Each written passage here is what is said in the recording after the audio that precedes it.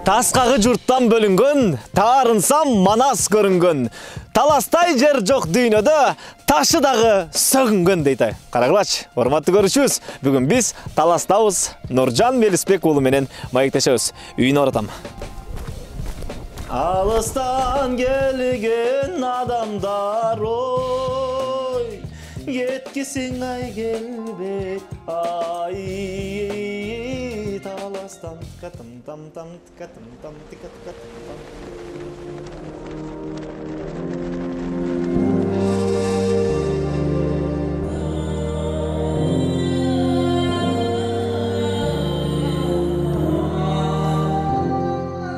Нуржан, ассалаумалейкум. Ассалаумалейкум. Денсаулык жакшыбы? Жакшы, ооба. Аман эсенби?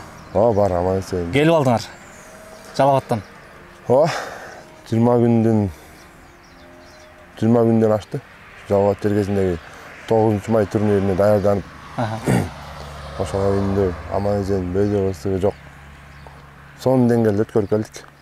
Ойын боюнча эмес, сөз түрдө баягы алдыңкы мүнөттөрдө биз айтып берели. Кандай болду, эмне болду, эмнени күттүңөр эле дагы, эмне ишке ашпай калды, анын баардыгын биз шашпай сүйлөшөлү. Азыркы учурда биз сиздин айылыңардабыз. Жалпы көрүүчүлөргө баягы маалымат катары мындай кайсыл айыл, эмне болгон айыл, туулган жериңер боюнча айтып берсеңиз. Мен Талас областынын Кара-Бара району ушу Бакайыл айымагында төрөлүп өскөм. 1994-жылкы мен.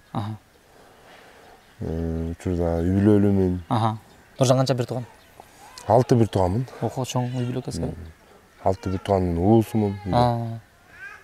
Менден кийин 3 карындашым бар, 2 иним бар. Кандай агалык көрсөтөсүңөр аларга? Эми мен үйдө улуу болгондон кийин үйдө апам. Ошо атам да ушул убакыттын айынан каза болгон да. Мен ал убакта 14-15 жашта болчумун, атам каза болгондо. Мадем анда улак чаап, ошо айыл жергесинде улак ат минип эле да. Ошо улактан мурун жаш кезинде травма болгон экен да катчу.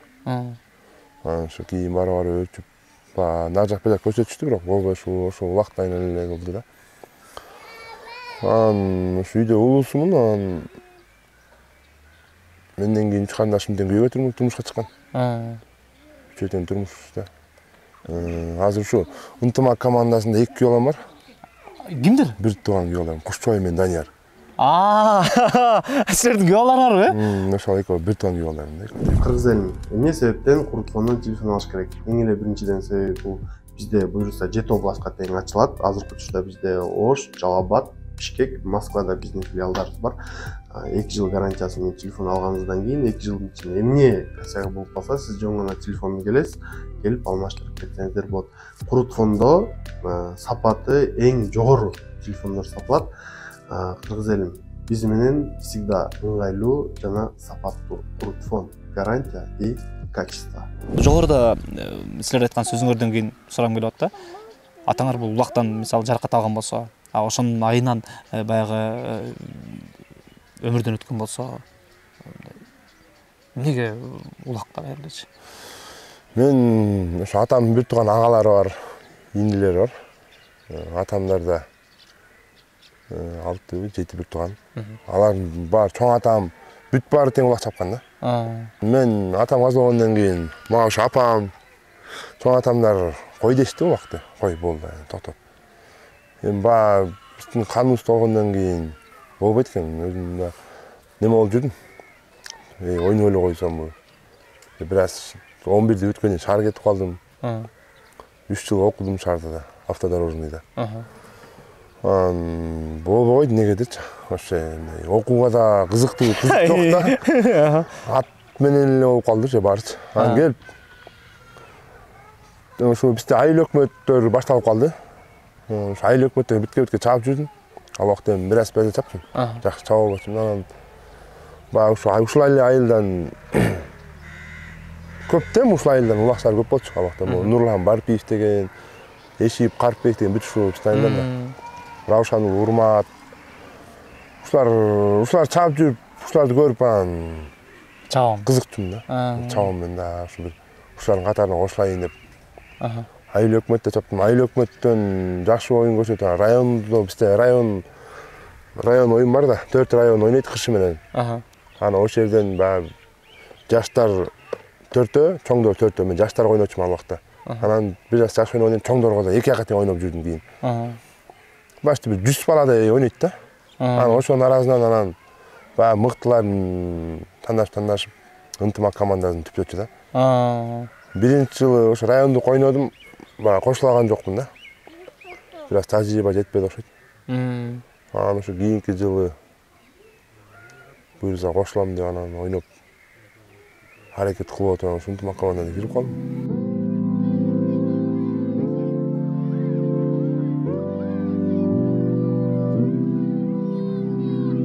Медал деле көп мындай көңүл бурбаптым да. Медал, кубок, кубокторго кызыкчумун. Эмне болгон кубок болду экен деп карап, медалга деле кызыкпаптым. 2016 барып утулдук. 2016 мен биринчи барган жер, жок, экинчи болдук беле, үчүнчү ошондой болуп. Ошо менен президенттик кубогунда утуп, президенттин кубогунда баягы 2016 көчмөнөргө тандап баштар кеткен. Анан биз президенттин кубогун ойногонбуз. Ошо президенттин кубогунда баягы кубок бергенде, манда башкача кубок болчу. Ошо маалда азыр башкача болуп калды да. Ошондо кубокту кармап көрүп, ошондо мындай неме кылгам да, толкундангам да. Кубок деген ушундай, медал деген ушундай болуп турбайбы деп. Мен ушу биз деген деле ушу ынтымак командадан чыктым да. Талас байке президент болчу. 2017 менен 2016 ынтымак кошулдум, 2017-жылы Кыргызстан сборныйына кошулдум 1 жылдан кийин. Талас байке ошо кошкондо ошо 2017-жылы бираз жакшы чаап, Норузда 9-майда. Анан Астанада дүйнөлүк чемпионат өткөн. Ошондо ошол жерге мени команданын эң күчү сылып, ошол жерге апарып кошкон. Манас барбай калган да. Кандайдыр себептерден Манас келбесин деген, же ушундай бир. Бир болуп жүрбөдү эле, ошондо мен Бойканы ошол жака барып чаап калгам. Ал убакта жаш бала болчук. Бирок Бойканы мингенди көп эле кыялганса керек эле ошол кезде. Эми Бойка ал убакта Бойка болуп турган, биринчи ат болчу да, номери 1 ат болчу. Анан эми баягы мен чынчына келгенде жаш болуп, ал убакта баягы оюндун деңгээлин көп баягы өзүмө көтөрө албай, анан Бойканы бираз ойното албагам. Эми ал убакта арге Манас барса мүмкүн команда утуп келет белем, аны бир Кудай билет, бирок ошондо утулуп калгам кызактарга. Ошо 2017 анан 2018-жылы Норузда мыкты оюнчуну алдым.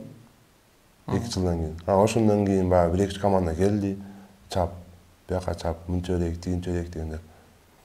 Анан ошо негедир ушу ынтымак команда Таластын өзүнүн элиндин керегине жарап тургандан кийин кетким келген жок да. Бирок жакшы сумма сунуштады беле. Жакшы сунуштарды берип атты. Акчасы да жакшы. Мен ойлонуп көрбөгөндөй болуп атты да. Эми антип мен ушунча контракт менен башка жака чабам деген ой ошо жерге келген эмес. Ошолор бергенде анан ушундай таң калдым да, ушунта чабат турбайбы депчи. Ушундай гонорар менен башка клубка барат турбайбы дегендей. Ушунчалык гонорар менен башат турбайбы. Мени ушунчалыкка чакырып атса, менден мыктыларды да көп алса керек депчи. Канча сумма ал? Эми ал эч ара эле калган. Аны айтпай эле коеюн. Ошо менен апам да болбой койду. Мен ушинтип бутке чабып аткандан кийин дарак бир жерден көгөрөт. Өзүңүн элиңдин батасы жакшы деп анан. Ошо менен эле ынтымакта келатам. Ошондусу менен ынтымактын көрөрмандары, Көкбөрүнүн көрөрмандары Нуржанды ошонусу менен жакшы көрөт болуш керек да. Ошонусу менен сыйлайт болуш керек да. Эми башка клубка барсаң деле ошондой болушу мүмкүн, бирок эми мен деле мага деле жардам беришет, ушу жетекчилер, ушу район президент, ушу область президенттери жардам берип атты, мындай кылып беришип атты. Контракт эмес, бирок жардам беришип атты да мага. Бул эч кандай келишим жок эле? Келишим жок эле, баягы ушу эмгегиң дешип машина алып берди, Дастан байкечи. Анан эми баягы ушу ынтымак командасына чаба бергим келет.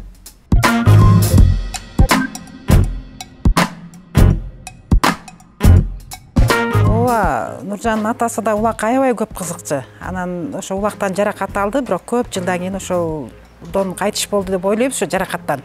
Анан Нуржан деле эс тарткан ошо кичинекейинен атка кызыгып, атка ойноп, булакка качып барып ойноп жүрдү. Анан кой деп аябай эле аракет кылдым Нуржанды жибербегенгечи. Ойноп эле койчу, жаракат аласың деп. Анан болгон жок, Нуржандын кызыгуусу аябай күчөп кетти. Анан ынтымак командасына кошулду. Айылдык оюндарда катышып жүрүп, анан ынтымак командасына кошулду. Анан эми азыр макул болдум, айла жок. Азыр эми Нуржан кетип атканда жашынакай кылып эле батамды берип, сумкасына баарын салып берип, ойноп кел деп жиберем. Анан ал кеткенден баштап дагы болеть этип отурабызчы, жеңсе экен, жакшы оюндарды жаратса экен деп. Анан эми азыр макулмун, эми эч каршылык кылбайм иши кылып. Бул өтө кооптуу оюн. Коркосуң, балдар ойноп атканда Кудайдан тилеп отурам, айланайын. Иши кылып мен бир эле Нуржанды эмес, бардык балдарды тилейм. Айланайын Кудай, ушу балдар эч ким жаракатталбасын. Анткени ошол жерде бардык балдардын ата энеси мендей. Анан аябай корком, көрбөй коеюн дейм, бирок ага кайра болбойт. Көрүшкө туура келет, балдар менен чурулдап баарыбыз көрөбүз, анан коркуп эле отурам, Кудайдан тилейм эми. Болбойт, Нуржан чабат. Макул деп койдум эми, яна. Жыгылып калган учурларчы? Жыгылып калган учурлар да болду. Көрдүк, көлдө көчмөндөр кайсы жылы катуу жыгылды. Анан жыгылганда баягы энемин да эшикке жүгүрдүм, кайта үйгө жүгүрүп кирип, аябай тынчсыздандым, чалганда жетпейм. Бирок жолго чыксамбы деп ойлонуп кеттим. Бирок көп узабай эле Нуржан кайта эле теледенеден көрүп калдык, чыгып калды. Кайта сүйүнүп отуруп калдым. Анан оюн бүтөр менен Нуржан чалды, апа жакшы элемин. Ушу бир аз ичим ооруп калды деди. Анан кайта эле ушу кудайлап отурам, эми оюн көргөн сайын эле кудайлайм, эми башка айлам жок.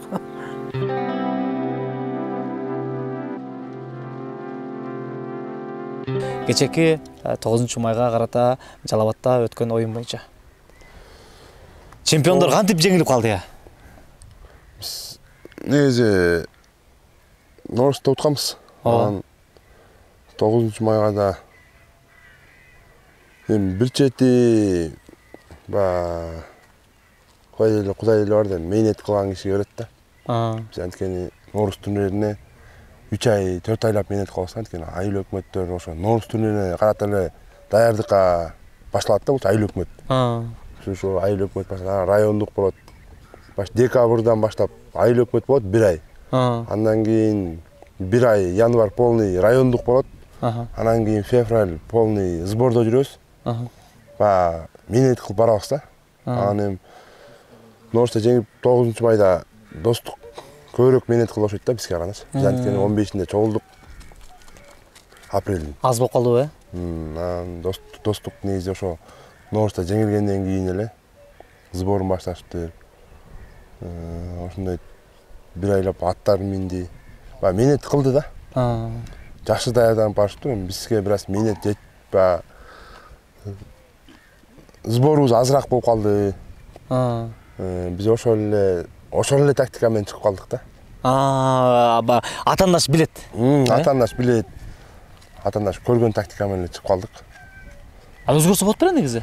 Ошо оюн учурунда өзгөртө албай калдык. Эмне себептен дегенде биз чабуулчу аттар жок болуп калды да.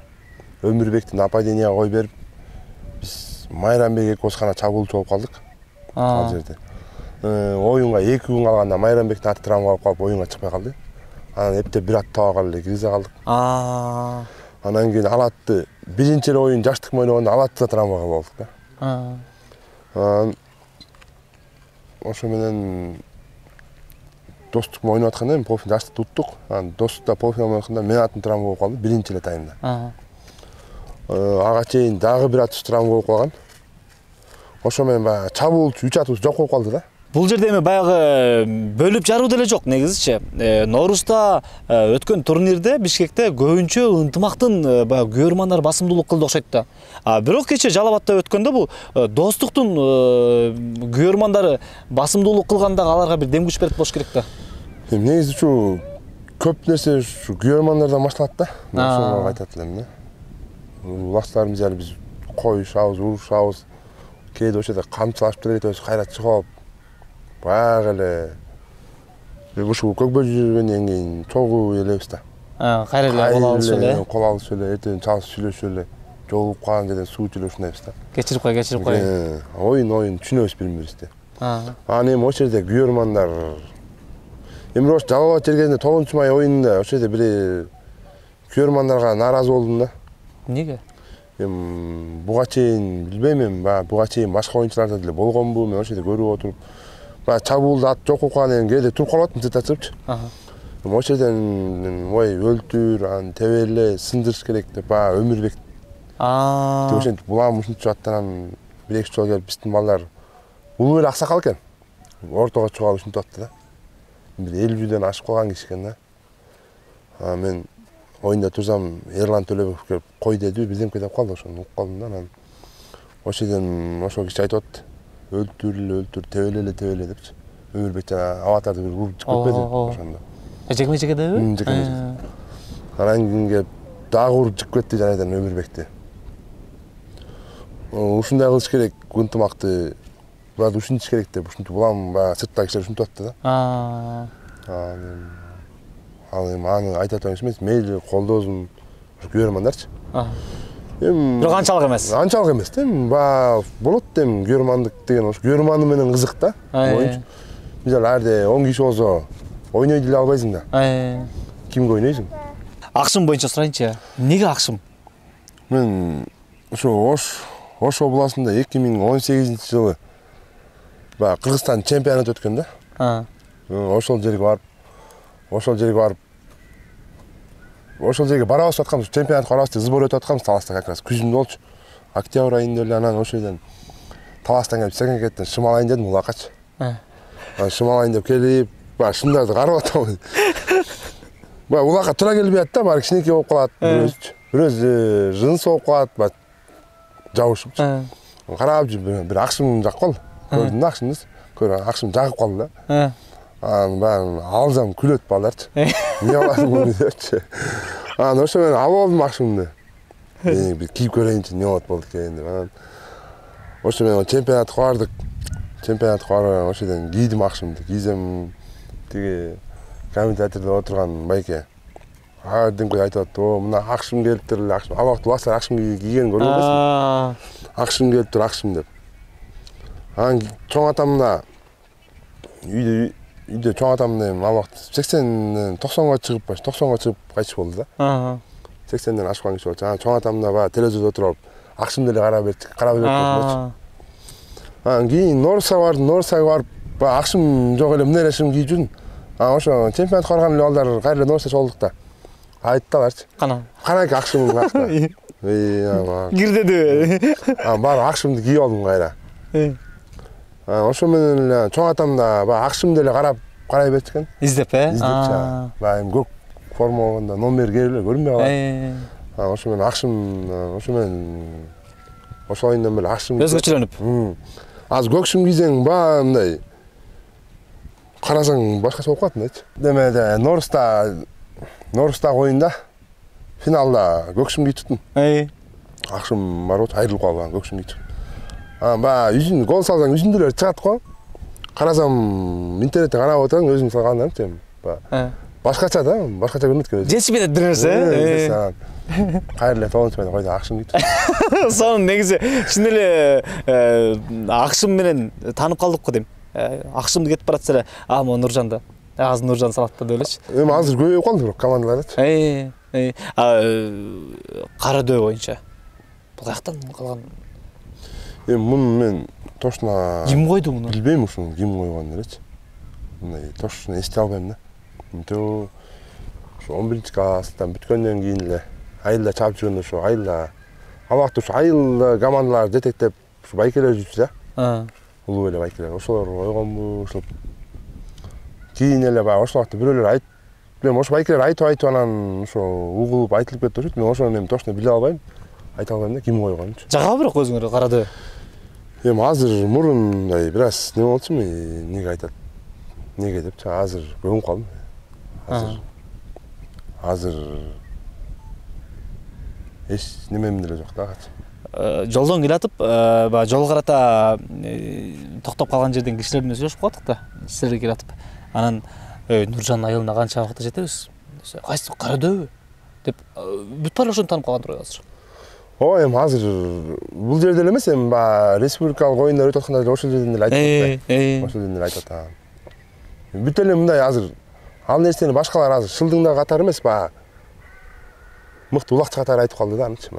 бирок мындай жашоодо кандай болду экен дейм да, мындай Нуржан Кара-Дөбө жашоодо кандай да мындай. Элдин катарында эле огород тикмей, поля тикмей, мал карамай. Убакта эле эч жумуш кылбагандай эле убакта жүрөбүз. Убак чаап эле бир жерде отура тургандай эле болуп. Убак бүткөндөн кийин келип алып эле ушу айылда тирлик. Чөп сугарасың, баягы бизде фасоль да. Фасоль тигебиз. Ошо менен эле алек бизде.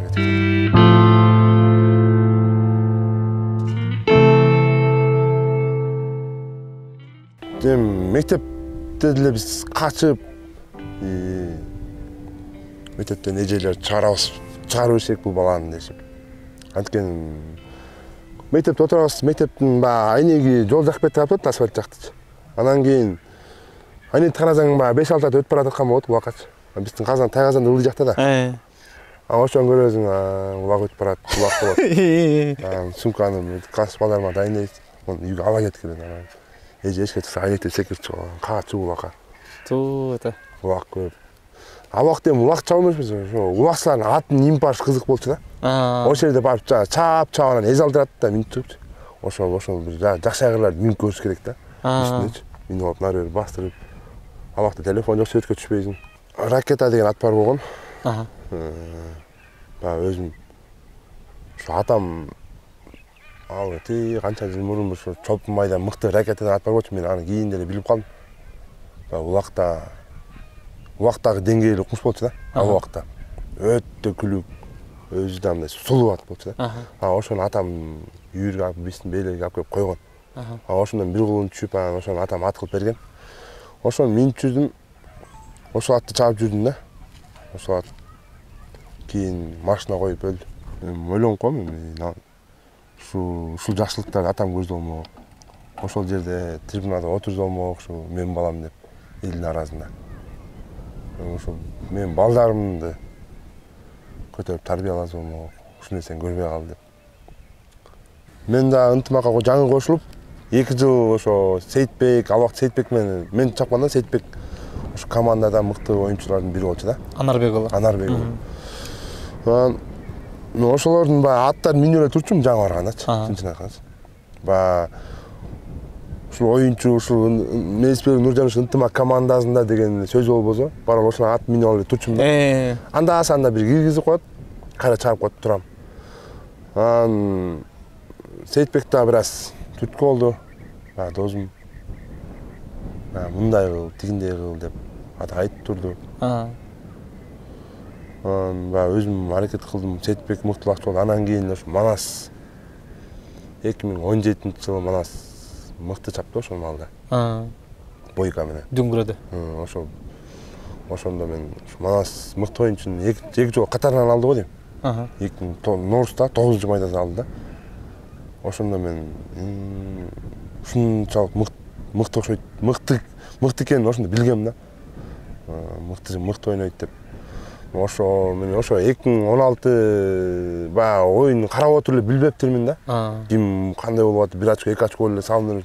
2017 оюнда полный жүрдүм, бирок ошондо бир Манас ойноп койчу да, достук командасындачы. Ал деле салат. Ушундай болом деген бар беле силердин өзүңөрдүн оюңарда, планыңарда? Ошо мыкты оюнчуну Манас алды, андан Сейитбек алды, анан Рустам, ушулар мыкты оюнчу болуп жүрдү да, чабуулчу. Мен чабуулчу болом дечим да. Ушу чабуулчулар мыкты чабуулчу болуп жүргөндө мыкты оюнчуну алам мен дагы буюрса деп алдымда максатым бар болчу да.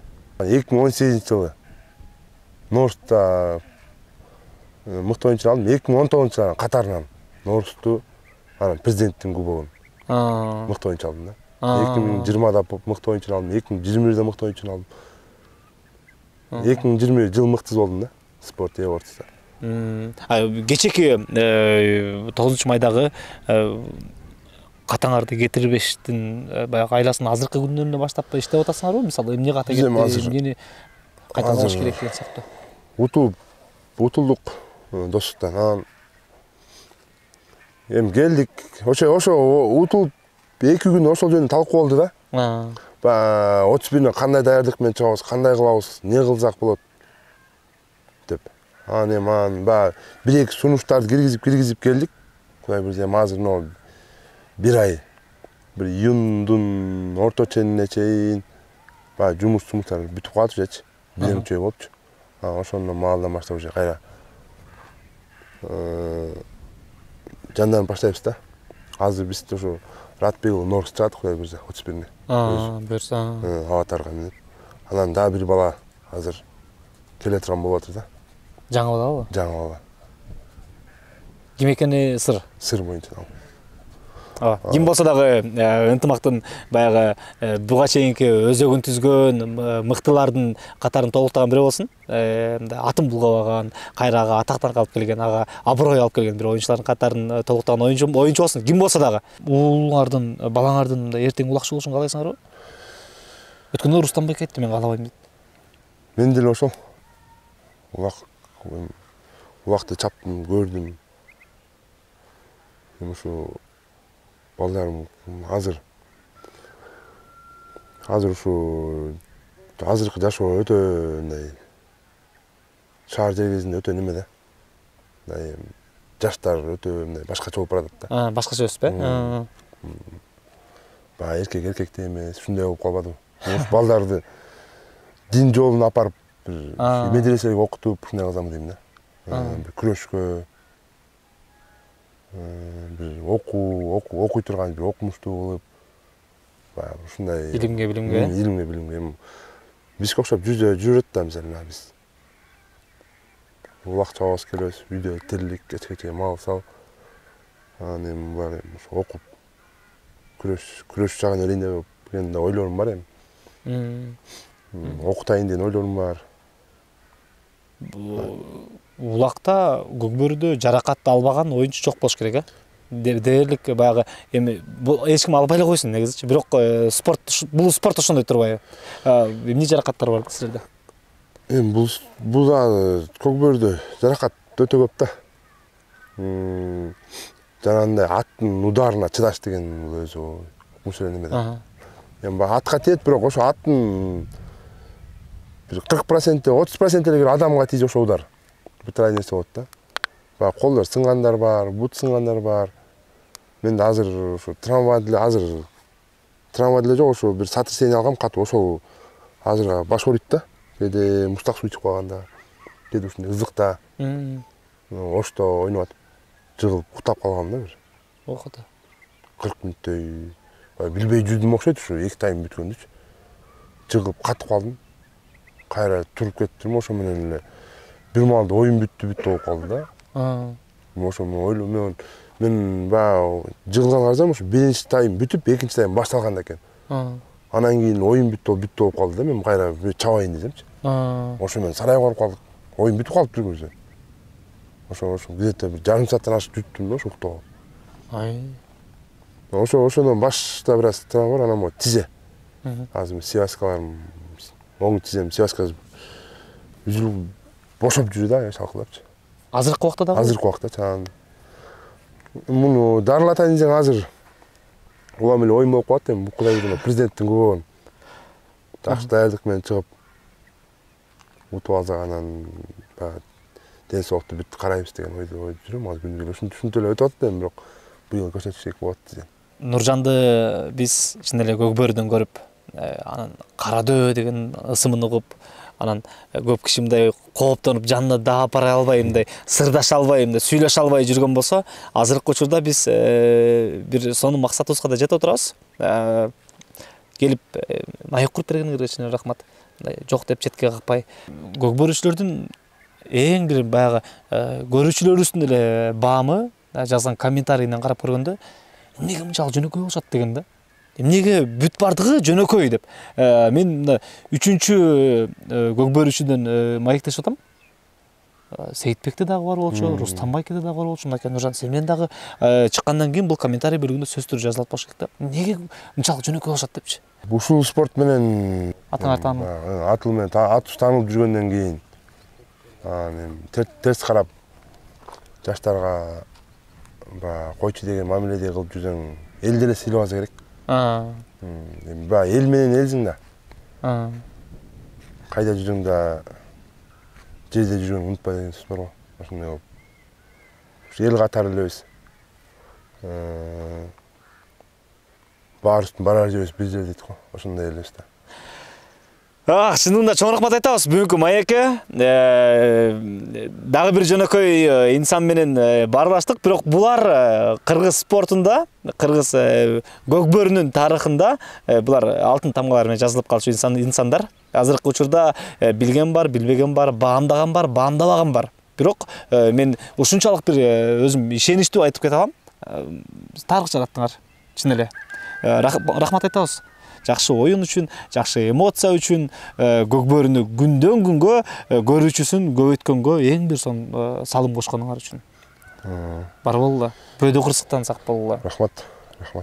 Силерге да рахмат. Келип айылды тартып, айылдан ушу жаш балдар чыкат эми. Бизде ушу айылда бир келекке жаран бала болоюп тарсын деген жаштарга бир неме да булчу. Ооба. Сонунда. Ооба. Ал күн алыс эмес. Эгерде ошондой балдар бар болгон болсо, ал күн алыс эмес. Бир гана эмгек, талыкпаган эмгек, адал эмгек, анын баардыгын эле туура кылып, агаларыңар баскан жолду эле бассаңар, сөзсүз түрдө силер дагы мына ушундай ийгиликке жетесиңер. Ыраазычылык билдиребиз, Нуржан. Бар болду. Рахмат. Колдой айканыңарды. Чоң рахмат. Бар болду. Мына ушундай урматтуу көрүүчүбүз. Биз Таластагы болгон маегибизди жыйынтайбыз. Кийинки берлерден көрүшкөнчө аман эсен туруңуздар.